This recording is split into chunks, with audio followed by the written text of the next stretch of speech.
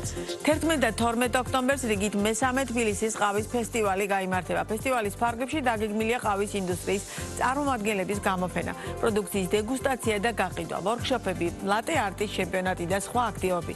რამდენად მასშტაბური იქნება ღონისძიება და რა მოლოდინები აქვთ ორგანიზატორებს, თემაზე ვრცლად თბილისის ყავის ფესტივალის დამფუძნებელი მიხეილ ფარულავა გვერდება ახლა ბიზნეს პარტნიორის პირდაპირ ეთერში. მოგესალმებით, მადლობა გადაცემაში სტუმრობისთვის.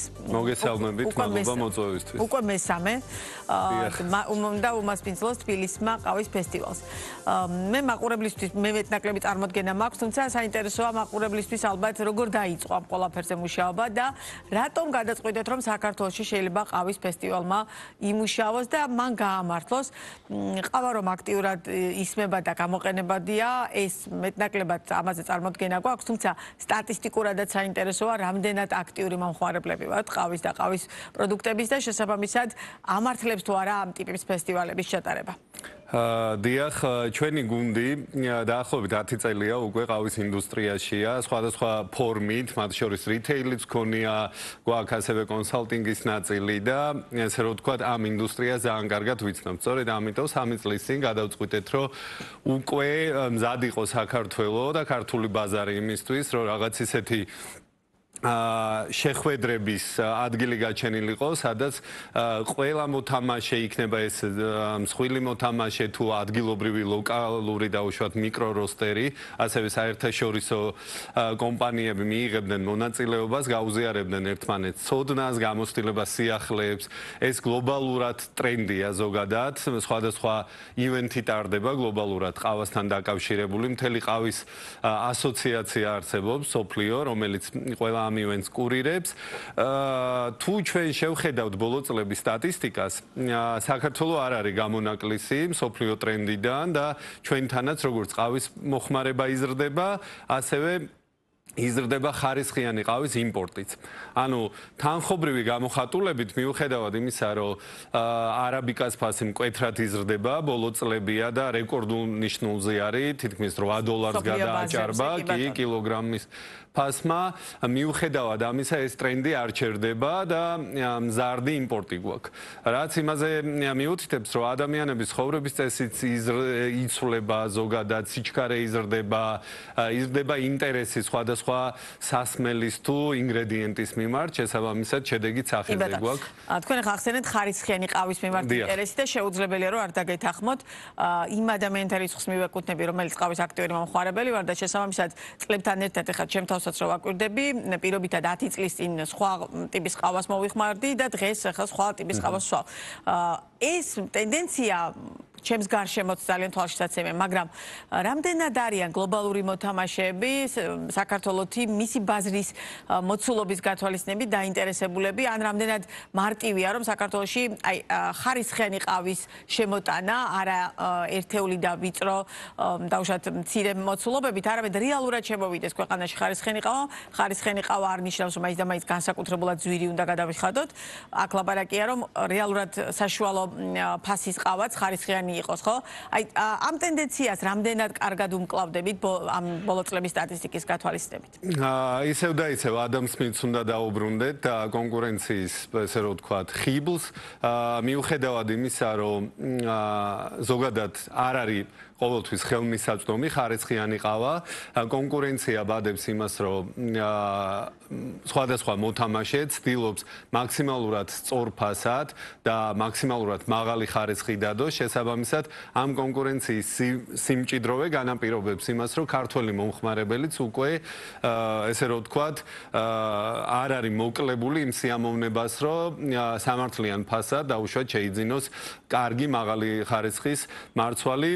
გლობალურადაც ახსენეთ, რომ საერთაშორისო კომპანიებისთვის არის თუ საინტერესო, მე გეტყვით, რომ ჩვენთან თითქმის ყველა საერთაშორისო ბრენდი მონაწილეობს, დაუშვათ თუ ავიღებ ტოპ 5-ს ყველაზე დიდი მსხვილი ყავის მიმწოდებელი კომპანიების 5-ვე კომპანია მონაწილეობს ყავის ფესტივალზე. შესაბამისად, ვერ ვიტყვით, რომ ინტერესი არ არის ქართული ბაზრის მიმართ, იმიტომ რომ დასავლურ ამერიკულ ბაზრებზე ისეთი მჭიდრო კონკურენციაა, რომ უკვე ეს დიდი კომპანიები ცდილობენ, რომ ეგრეთ წოდებულ მეორად და მცირე ბაზრებზეც დაიმკვიდრონ თავი და აქტიურად იმუშაონ. ისეთი სამეზობლო გვაქვს გეოპოლიტიკურად, ხო? თურქეთი მაქვს ამ შემთხვევაში მხედველობაში, საიდანაც საკმაოდ იმპორტზე როდესაც არის ლაპარაკი, დიდი რაოდენობით ყავა შემოდის. და არა მხოლოდ ყავა, მაგრამ ამ შემთხვევაში რადგან ყავაზე ვსაუბრობ, სწორედ ამას ვუსვამ ხაზს. საიდან შემოდის ძირითადად საქართველოში ყავა? სტატისტიკურად და რა ტიპის ყავას მოვიხმართ, ესე ძალიან მნიშვნელოვანია, ვიდრე გადავალთ ბუნებრივია ყავის ფესტივალზე აუცილებლად ვისაუბროთ. ნახეთ, ჩვენ ვისაუბრეთ, რომ ხარისხიანი ყავის ტრენდი მზარდია და იზრდება მოხმარება საქართველოში, თქვენი თავიც ახსენეთ, მაგრამ ამასთან ერთად არ უნდა დაგვავიწყდეს, რომ ეს ხარისხიანი მარცვალი დომინანტი იმპორტში არ არის.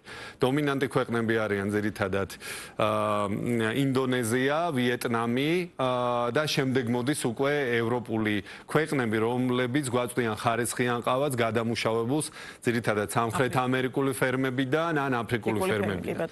შესაბამისად, ინდონეზია, ვიეტნამი ეს ნიშნავს იმას, რომ ჯერ კიდე არის რაღაც იაფასიანი და სხვადასხვა სეგმენტებში, ესე რომ ვთქვათ, სადისტრიბუციოდ გათვლილი ყავის მარცვალი, შესაბამისად, ძირითადი სამი მოთამაშე, ეგრე რომ დავყოთ, დაუშვათ, გვაქვს შემდეგნაირად რო არის ინდონეზია, ვიეტნამი, შეიძლება სხვადასხვა დროს ეს იყოს რომელიმე სამეზობლოს ან დსთ-ის ქვეყანა, იგივე თურქეთიც შეიძლება იყოს, მაგრამ მინდა გითხრათ, რომ თურქეთი მთავარი მოთამაშე არ არის დღესდღეობით საქართველოში იმპორტის კუთხით ერთმნიშვნელოვანი. კი ბატონო. რაც შეეხება ფესტივალს, რომლის მიმართ ინტერესით ჩემი გადმოსახედიდან დიდია, იმიტომ რომ სივრცეც, გარემოც და თავად ყავის დალევის კულტურაც საკმაოდ ფესტივალთან ასოცირებულია და ალბათ დარწმუნებული ვარ, რომ წინა ორი ფესტივალის გამოცდილებით ამ შაბათ-კვირასაც კარგი ფესტივალი გველოდება.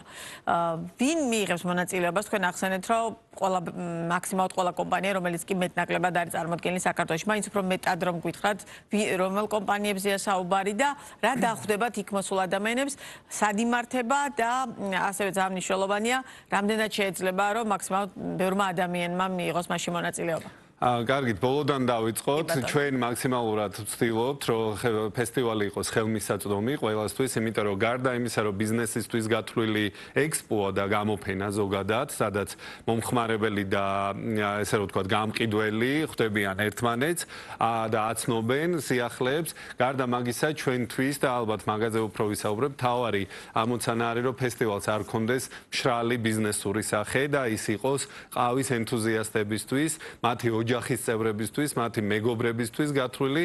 რაც შეეხება საფასო პოლიტიკას, ერთდღიანი ბილეთის ფასი ალბათ საინტერესო 10 ლარია, ორდღიანი 15 ლარი, შესაბამისად გვაქვს ბავშვებზე უფასო შესვლა, დაგეგმილი ასევე ბავშვთა სივრცის მოწყობა და სად იმართება?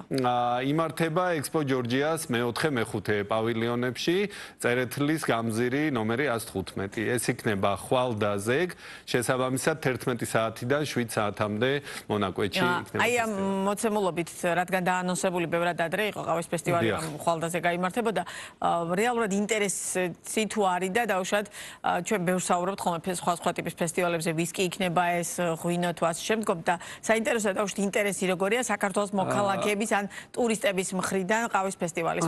გეტყვით, ტურისტული საკმაოდ დიდი ტრაფიკი გვაქვს, იმიტომ რომ ვამონიტორებთ ყველაფერ ამას, აღრიცხვადია, შესაბამისად ბარათების გადახდის ნაწილში და ასე შემდეგ. შესაბამისად დაახლოებით 10-დან 12%-მდე გქონდა წინა წლებში ტურისტული ტრაფიკი. რაც შეეხება ადგილობრივს, 4000-მდე ადამიანი გსტუმრობდა წინა წლებში, დაუშვათ თითო წელს, ხო? რაც იმას მეტყველებს, რომ დიდი ექსპოებიც, რომელიც საქართველოში ეწყობა, ბევრი ვერ დაიკვეხნის, დაუშვათ. ესეთ რაც იმაზე მეტყველებს, რომ ქართველებს ნამდვილად ყავა გვიყვარს. ეხა ჩვენს დაუშვათ ივენთი გვაქვს შექმნილი Facebook-ზე და იმ მომხმარებლები, ის აქტიურობა, რომელსაც ვხედავთ, გვაძლევს იმის საფუძველს, ვივარაუდოთ, რომ წელს კიდევ უფრო მეტი სტუმარი გვეყოლება, ვიდრე გასულ წლებში. წარმატებებს გისურვებთ და სიამოვნებით გიმასპინძლებთ უკვე შედეგების კუთხითაც, იმიტომ რომ ძალიან საინტერესოა თვითონ ეს ბაზარი და ამ ბაზარზე არსებული ტენდენციებიც, იმიტომ რომ ბევრი რაც მეტად განვითარდება ეს და სხვა მიმართულებით, მით მეტი შემოსავალი იქნება საქართველოს ეკონომიკას და თვითონ ამ სეგმენტში მომუშავე ადამიანს. წარმატებებს გისურვებთ და კლავაც გიმასპინძლებთ ბიზნეს პარტნიორის პირდაპირ ეთერში მიხეილ ფარულავა საუბრობდა.